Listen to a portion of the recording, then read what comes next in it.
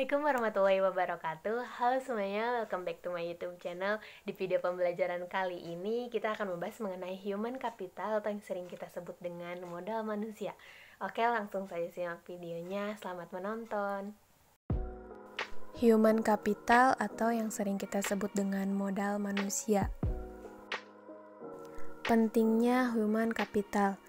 Istilah human capital pertama kali dikemukakan oleh seorang ekonom bernama Theodore Schultz yang berpendapat bahwa peningkatan kesejahteraan pada perusahaan tidak tergantung pada tanah, peralatan, energi, sumber daya, melainkan pada kompetensi pengetahuan dari pegawainya.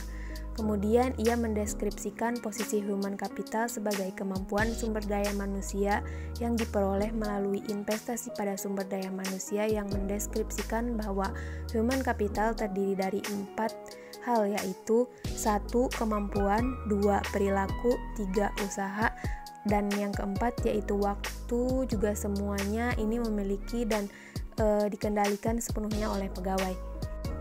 Untuk mendeskripsikan human capital sebagai kombinasi dari keempat faktor tersebut sebagai berikut. Yang pertama yaitu karakteristik atau sifat yang dibawa pada pekerjaan. Misalnya, intelijensi, energi, sikap positif, keandalan, dan komitmen. Yang kedua yaitu kemampuan seseorang untuk belajar, yaitu kecerdasan imajinasi, kreativitas, dan bakat. Yang ketiga yaitu motivasi untuk berbagi informasi dan pengetahuan, yaitu semangat tim dan orientasi tujuan. Selanjutnya yaitu peran human capital. Terdapat 2 peran dari human capital. Yang pertama yaitu sebagai kunci keunggulan organisasi. Kunci keunggulan organisasi terdiri dari 3 kelompok utama dari aset perusahaan, yaitu yang pertama ada aset finansial, misalnya uang tunai dan surat berharga. Aset ini disebut dengan aset finansial capital. Yang kedua yaitu aset fisik, terdiri dari peralatan, gedung, dan tanah. Yang ketiga yaitu aset tak terwujud, dapat disebut juga dengan modal organisasi, aliansi bisnis, pelanggan, merek, reputasi, modal intelektual. Peran human capital yang kedua yaitu hubungan kompetensi karyawan dengan human capital. Dalam meningkatkan kompetensi karyawan, tantangan utama yang harus diperhatikan yaitu kompetensi harus sesuai dengan strategi bisnis dan kompetensi perlu diciptakan melalui lebih dari satu mekanisme. 5 cara untuk meningkatkan kompetensi karyawan yaitu dengan 5B. B yang pertama yaitu buy atau membeli. Mengganti SDM yang lama dengan yang baru dan memiliki kualitas yang lebih baik. B yang kedua yaitu build atau membangun. Investasi dilakukan terhadap SDM untuk meningkatkan kualitasnya menjadi lebih baik. B yang ketiga yaitu borrow atau meminjam.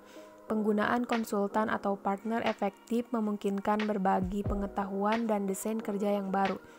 B yang keempat yaitu bunch atau melambung. Perusahaan harus mengeluarkan karyawan yang bekerja di bawah standar. B yang kelima yaitu burn atau mengikat. Mengikat karyawan jangan keluar merupakan tindakan yang kritis pada semua tingkatan.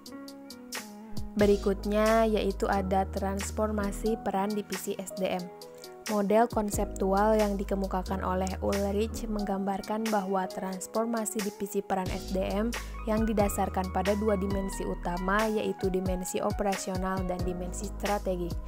Dari 2 dimensi ini muncul 4 peran SDM, yakni strategi partner, administrative experts, employee champion, dan change agents.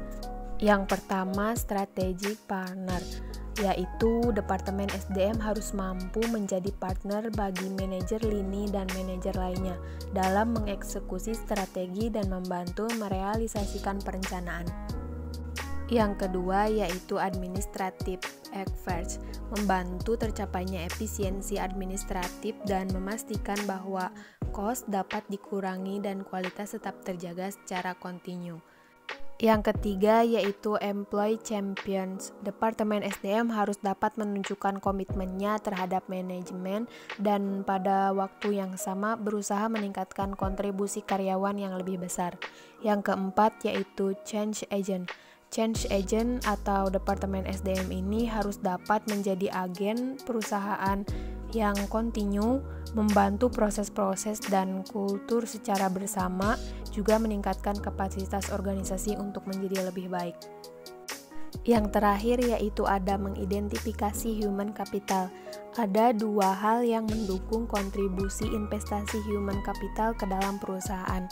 Hal yang pertama yaitu karyawan dengan human capital yang tinggi lebih mungkin memberi layanan konsisten dan kualitas yang tinggi, sehingga perusahaan tempat mereka bekerja dapat mempertahankan pelanggan atau menarik pelanggan yang baru. Hal yang kedua yaitu pelanggan potensial dapat menggunakan kualitas human capital dari karyawan perusahaan sebagai alat penyaring untuk memilih layanan yang mereka sediakan.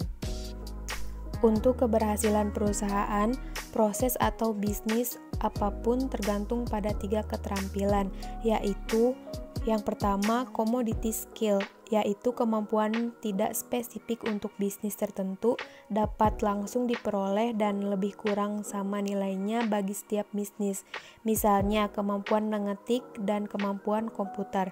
Yang kedua yaitu leverage skill, yaitu pengetahuan yang meskipun tidak spesifik untuk perusahaan industri, tetap relatif lebih berharga bagi perusahaan tertentu daripada perusahaan lain.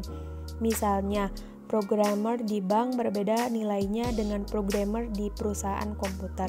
Yang ketiga yaitu proprietary skill, yaitu pengetahuan spesifik bagi perusahaan, misalnya hak paten dan merek.